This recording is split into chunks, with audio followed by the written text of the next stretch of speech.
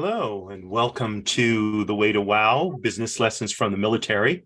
I'm your host, Kevin Bemmel, and it may look just a little bit different today because normally I stand when I'm doing these broadcasts, but I'm sitting today. I had a little bit of an accident a week ago, got run down by a car. And so now I have to sit for the next 6 weeks while my broken foot heals. And when so the and then I can do these broadcasts standing up again. So I may seem a little bit more in your face, and I don't mean to intrude on your space. I'll lean back a little bit. How about that? So in any event, this is the Way to Wow show, Business Lessons from the Military. We are here each Tuesday, 10:30 a.m. Pacific time and 1:30 p.m. Eastern time, with an hour in for Mountain and Central time.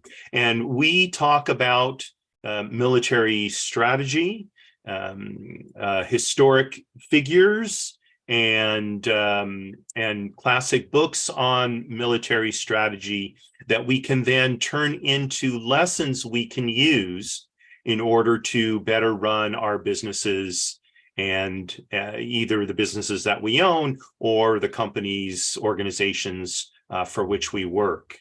So like I said, we're here every Tuesday, and if this is your first time, welcome. If you're back again, thank you for returning. And I'm going to jump right into our lesson. Let's see, where is it? Here it is.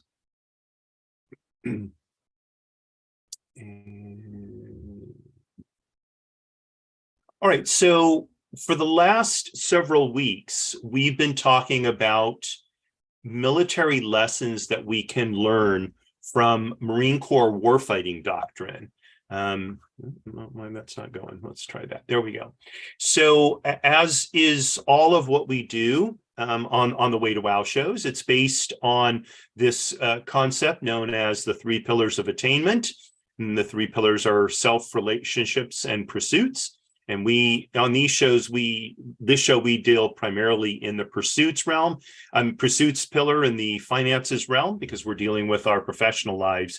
Although, as I've mentioned on previous episodes, many of these concepts will apply to other areas of our lives, whether it's in building relationships or in better understanding who we are as individuals. So there are 9 fundamentals of warfighting that we're translating into business concepts within the Marine Corps Warfighting doctrine.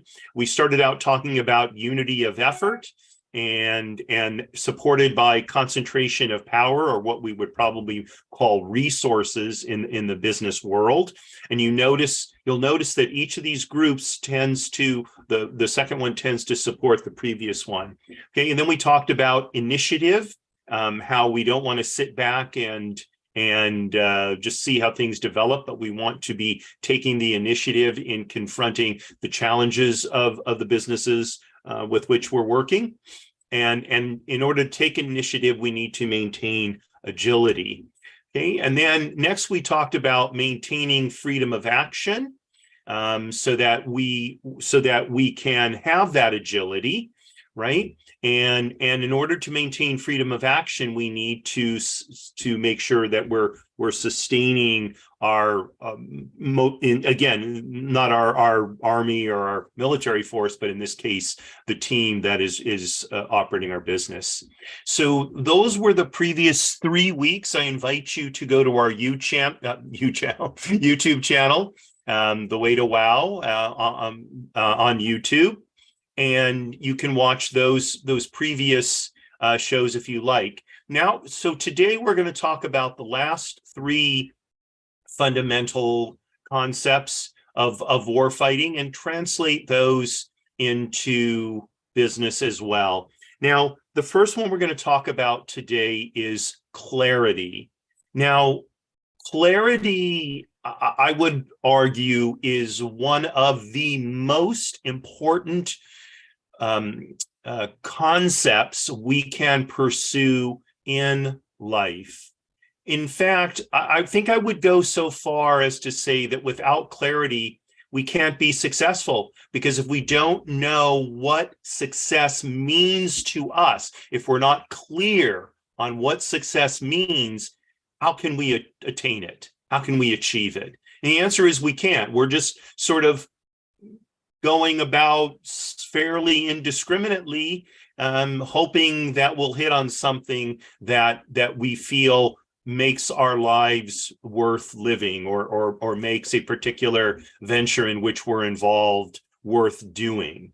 Okay, so clarity is fundamental to success in anything, whether it's understanding who we are, whether it's pursuing relationships, clarity in relationships, whether it's a marriage, whether it's a relationship between a parent and a child, whether it's two friends.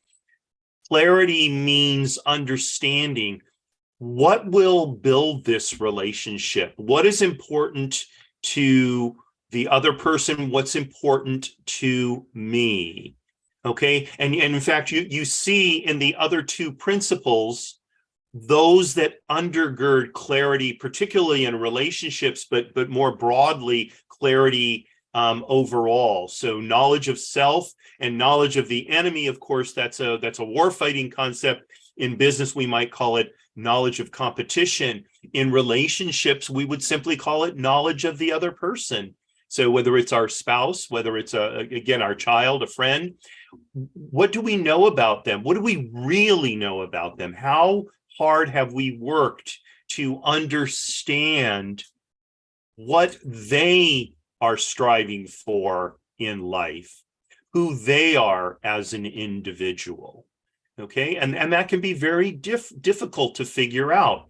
Many people put up barriers to their true selves for lots of reasons. One is they may not like a part of themselves, or they may not like themselves in general. And they're afraid that if we know who they truly are, we're going to reject them. And so rather than give us the opportunity to reject them from their perspective, they hide their true self. Now, oftentimes we may do the same thing, at least in parts of our lives. We may not show everybody every aspect of our life. Now, and by the way, there's nothing wrong with that. We needn't be so fully open that we're essentially naked to the world. I don't know that that's a good policy to follow.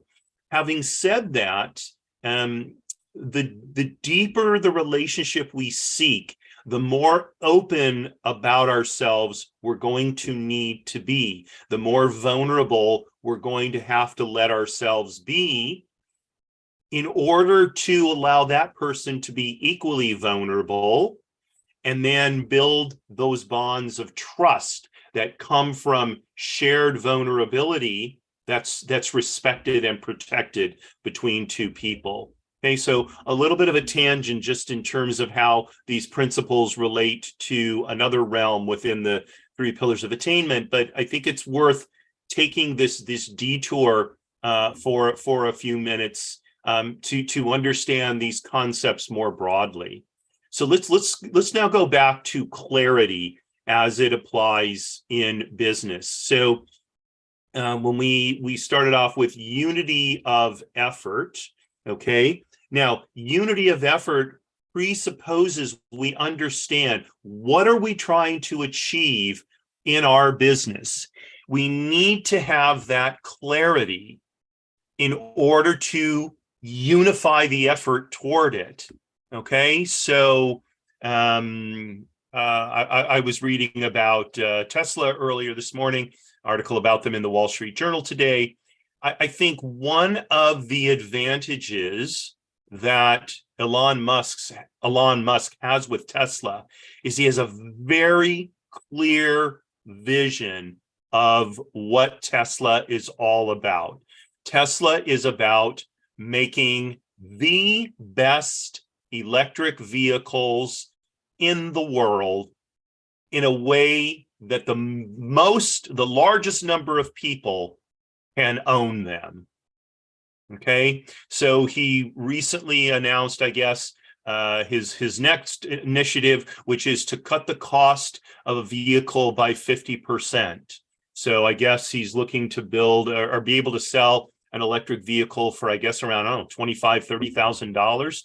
I'm not, discussing the merits or demerits of Tesla or Elon Musk. All I'm saying is he's stated that as a clear vision, and he's putting all of his people behind achieving that clarity. So you can see how someone like Elon Musk uses these principles. So he's got this clear vision: make the best electric vehicles in the world, make them the most affordable so that the most number of people can buy them, and we can consistently beat the competition. I mean, I've never spoken to him. I don't read a whole lot about him. I'm supposing these things based on the various articles I've read about Tesla, right? So he has that clarity of vision. That clarity of vision then allows him to drive unity of effort among all the people at Tesla to gaining that objective. Okay, so you see how these things, they almost like they go in a circle, right? We have clarity, we put unity of effort behind it, and so on and so on, and we come back to clarity. So, and by the way, we can have a clear vision, and we may get to a point where we need to change that vision. So it's equally necessary to have a clear initial vision, but also to have clarity about how well we're accomplishing that vision, that goal, that objective. If we kid ourselves into saying, I don't know, we're doing fine, or just a little more time, or another year and we'll be there, or blah blah blah blah blah, we're destroying. We actually don't have clarity. What we have is we're putting a veil before our eyes. So clarity. That's why I think clarity is not at the beginning of this doctrine, but rather it comes toward the end, because once you start your main effort, the key thing now is to be able to continually gain clarity as to what's happening. Okay, and that can be hard to do. I'm sure you've heard the expression, they're so close to it they couldn't see their hand for their face or whatever.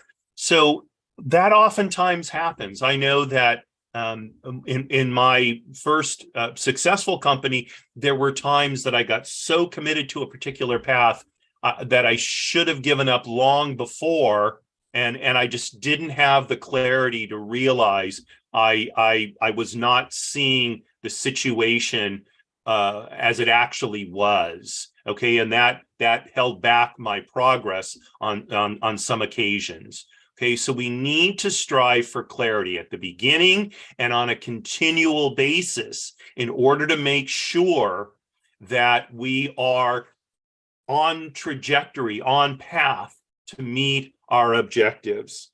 Okay, so that's clarity. Now, clarity is supported by self-knowledge and knowledge of the competition. So in this case, while we might say self-knowledge is knowledge of us as an individual, I think we could also define it as knowledge of our team or of the people with whom we're working in our venture. So we have to know who we are, what our strengths and weaknesses are, how best to motivate us, ourselves. It's and all of those things, and we especially need to know where our weaknesses are, okay? Because then we need to add people to our team who are better than us in those areas of weakness. Okay, so if maybe you are particularly good about the technical side of your business, let's take I've talked about plumbing businesses many times before, if you go back and look at past shows. So let's say you have a plumbing business, okay? And you are an absolutely superb plumber, right? That is your skill. Well, so that is the basis of the business, okay? If you're a great plumber, you can be successful. But being a great plumber is not the only aspect of a business that you'll need to make it successful. You also need someone, or you also need the skill of dealing with the administrative side of the business, finances. There may be, licensing issues and other kind of regulatory issues you need to deal with. There could be supply issues, making sure you have the supplies you need in order to be able to timely provide your service. All of these things. And to the extent that you're not good at some of these other aspects of the business, then you need people around you who are. Okay. And so knowledge of self really becomes knowledge of the people with whom you're working in your business. Okay. Whether it's literally your company or whether it's a company for which you're working, and you need to know your colleagues then. What are their strengths? What are their weaknesses? For the people who report to you, what are their strengths and weaknesses? Okay. And how do you help them develop their strengths and minimize any negative impact that may come out of their weaknesses? Okay. So in this case, clarity and self-knowledge work in tandem, right? We need to have clarity not only of our objectives, but also of ourselves and our people. Okay. If we don't really understand who we're working with, we can't effectively lead them. Okay. So there's a kind of an ongoing conversation in the business world that talks about incentives, extrinsic incentives and internal incentives, I believe it is. So extrinsic incentives are incentives that come from outside of us: salary, title, time off, equity in a company, or bonuses. Those are all extrinsic incentives for us to perform well.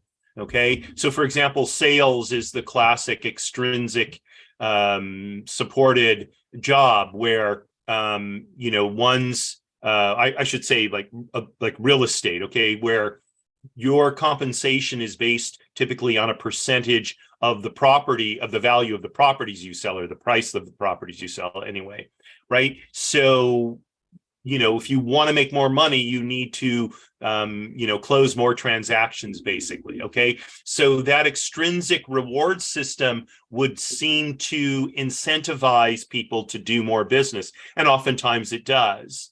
So with younger people, though, it appears that intrinsic, I think I call them internal, intrinsic incentives are as powerful, and maybe in some cases more powerful than extrinsic. So intrinsic incentives are doing what we think is right, doing what we think is worthwhile, feeling like the work we're doing has value.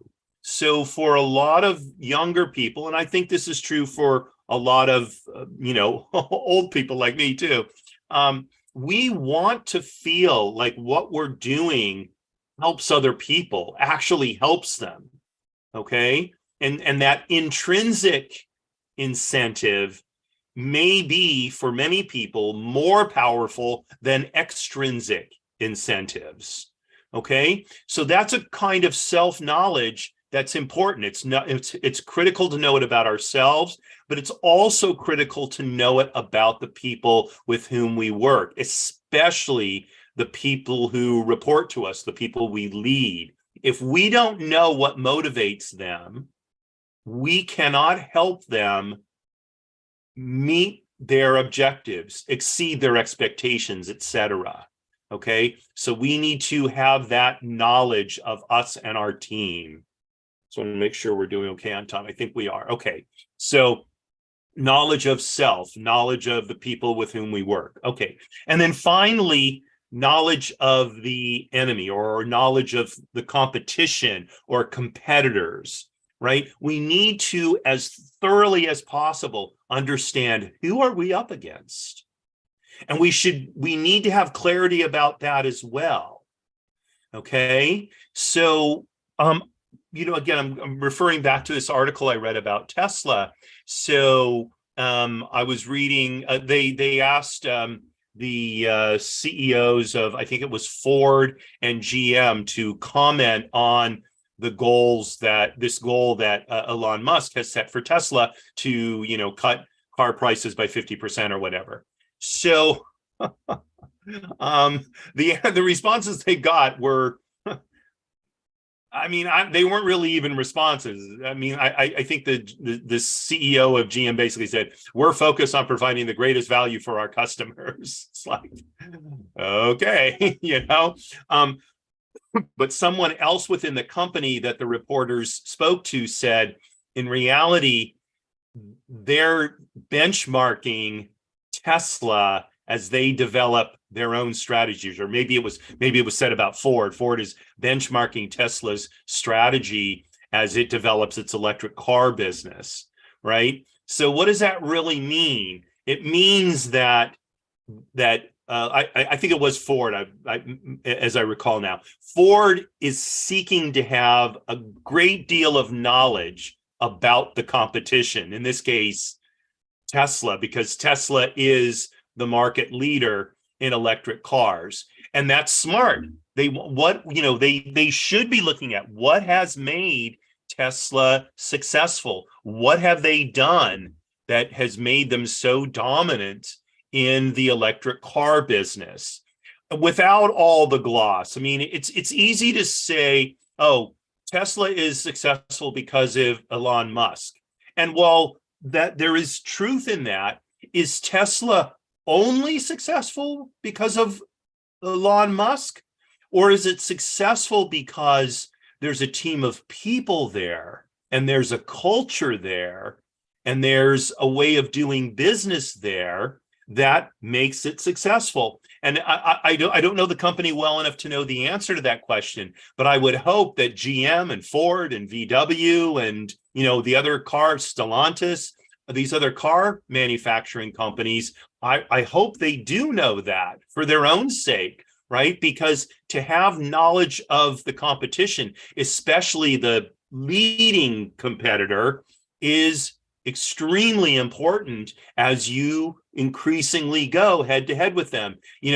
Up until recently, electric cars haven't really been a big part of the other automakers' strategies, and now they are very focused on that. And I think they would be foolish to assume that Elon Musk is going to go, no big deal, blow them off.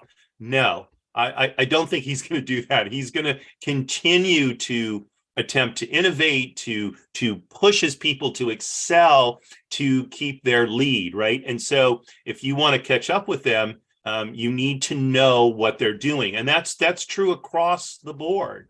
So if look at athletics, if I'm a sprinter, I think I want to know, everything there is to know about Usain Bolt, right?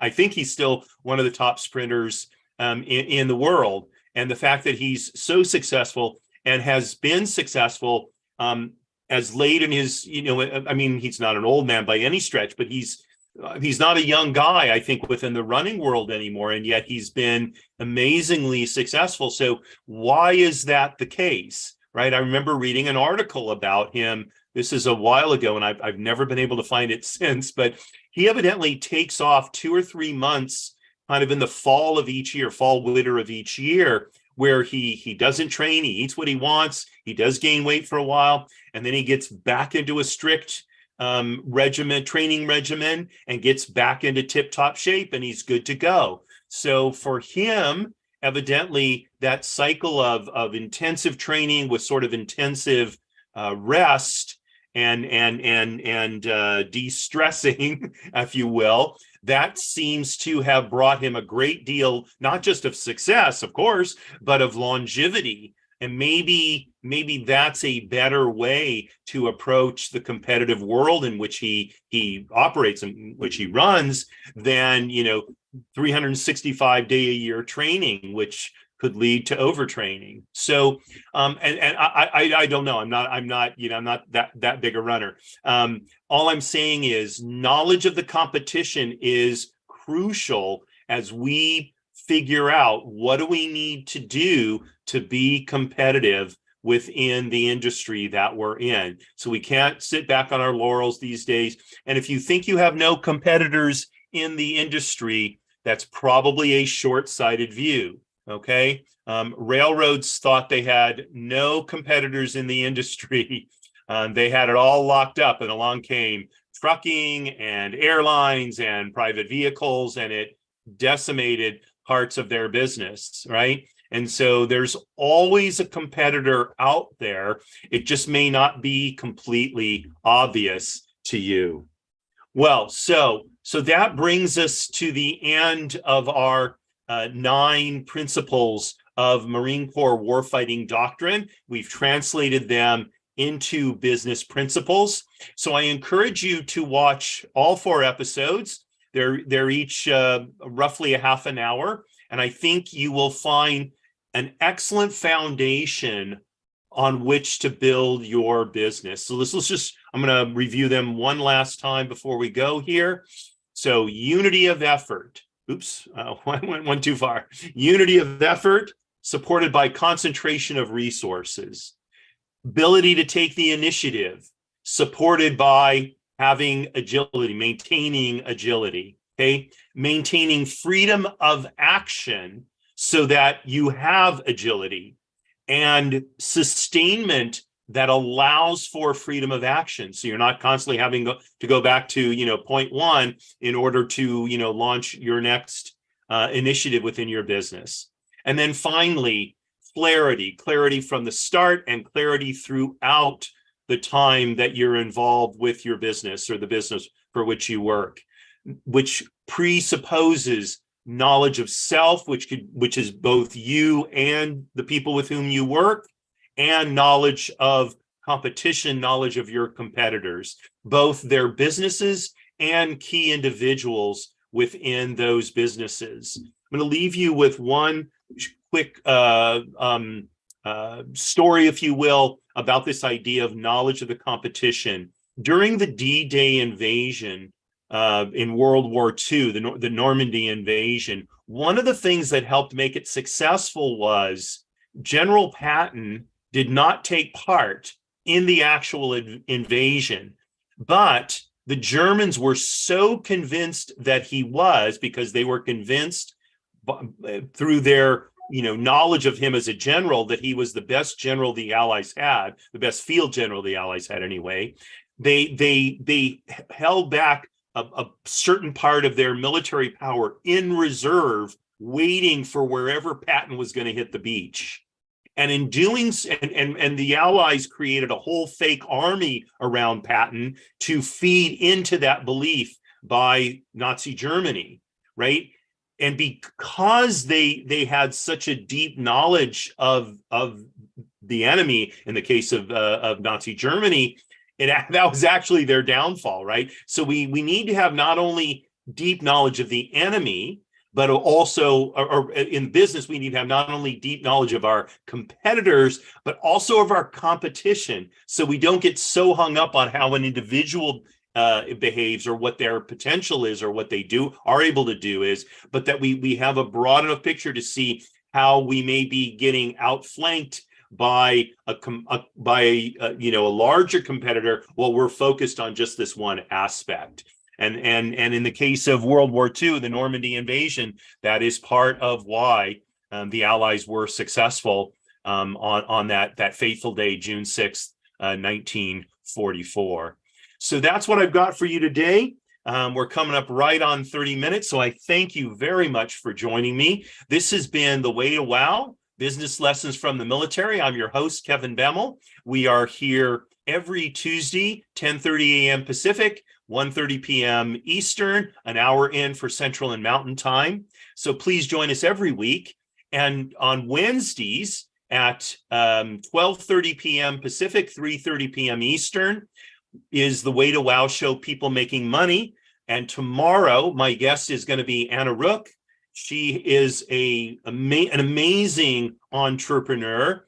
who has built up a fascinating business devoted to essentially wellness. I'm not sure that she would describe it quite that way. So I'm interested in talking to her and getting her take on how she describes what she does. There may be other people out there doing it. Anna is the only one that I know of. And quite wonderful. She travels all over the world spreading her message. So I invite you to join us tomorrow. You can go to Eventbrite and join us live, or join us on any of the social media outlets on which we live stream, and that is LinkedIn, Facebook, Twitter, and of course, YouTube. And be sure to check back on our YouTube channel to look at past episodes. Lots of great information there, wonderful guests who will give you terrific ideas on how to increase your business success and your professional success. So thanks again for joining me, and signing off. Just want to say, Marie, darling, you inspire me every day, and you are and ever will be my belle. So thank you so much, and look forward to seeing you tomorrow and next week.